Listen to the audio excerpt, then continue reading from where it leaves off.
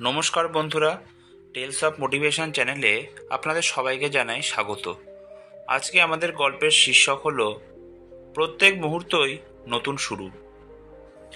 প্রাচীন বারাণসীর কাছে এক তরুণ কৃষক থাকত। তার নাম ছিল সুধীর। জীবনের প্রথম থেকেই সে পরিশ্রমী ছিল, কিন্তু দুর্ভাগ্য যেন তার সঙ্গ ছাড়ত না। যে বছর বীজ বপন করত সেই বছর খরা পড়ত। যখনই ভালো ফসল ফলত, চোর এসে তা লুটে নিত। একসময় তার পরিবারও তাকে অকেজো বলে অবজ্ঞা করতে লাগল। সুধীর হতাশ হয়ে ভাবল, আমার জীবন ব্যর্থ। আমি যত চেষ্টা করি ততই ব্যর্থ হই। বাঁচার আর কোনো মানে নেই। ঠিক তখন শুনল গৌতম বুদ্ধ কাছেই এক অরণ্যে ধ্যান করছেন। কৌতূহলবশত সে সেখানে গেল। বুদ্ধ তাকে শান্ত চোখে দেখলেন।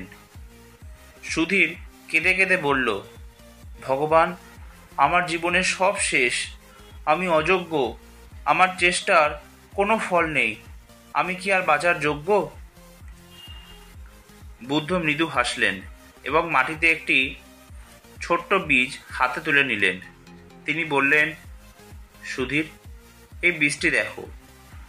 যদি আমি এখনই এটিকে ভেঙে ফেলি, তুমি কি বলবে এর জীবনের সব শেষ হয়ে গেল? সুধীর বলল, হ্যাঁ ভগবান, বীজ ভেঙে গেলে তা বৃক্ষ হবে না। বুদ্ধ উত্তর দিলেন, কিন্তু যদি আমি এটিকে মাটিতে রাখি, জল দিই, আলো দিই, তবে এটি আবার নতুনভাবে জন্ম নেবে, তাই না? সুধীর চুপ করে রইল। বুদ্ধ বললেন, মানুষের জীবনও এই বীজের মতো। প্রত্যেক মুহূর্ত একটি নতুন বীজ। গতকালের ব্যর্থতা বা দুঃখ আজকের বীজকে মেরে ফেলতে পারে না। যদি তুমি আজ থেকে নতুনভাবে শুরু করো, তবে আগামীকাল নতুন ফল জন্ম নেবে। মনে রেখো, তোমার অতীত তোমাকে বেঁধে রাখে না, তুমি নিজেই নিজেকে বেঁধে রাখো। এই কথাগুলো সুধীরের মনে গভীরভাবে দাগ কাটল। সে প্রতিজ্ঞা করল, আমি আবার চেষ্টা করব, কিন্তু এবার মন শান্ত রেখে। সে ফিরে গিয়ে নতুন করে জমি চাষ শুরু করলো। ফসল ফলতে দেরি হলো, কিন্তু সে ধৈর্য হারালো না। সে প্রতিটি দিনকে একটি নতুন বীজের মতো যত্ন করল।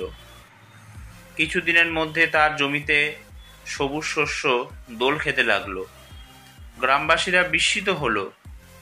যে মানুষকে তারা ব্যর্থ বলতো, সেই আজ পরিশ্রম ও ধৈর্যের প্রতীক হয়ে উঠল।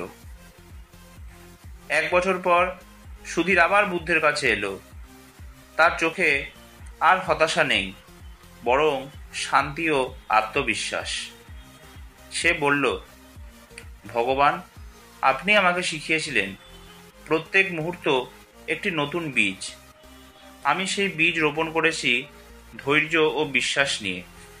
আজ আমার জীবন বদলে গেছে।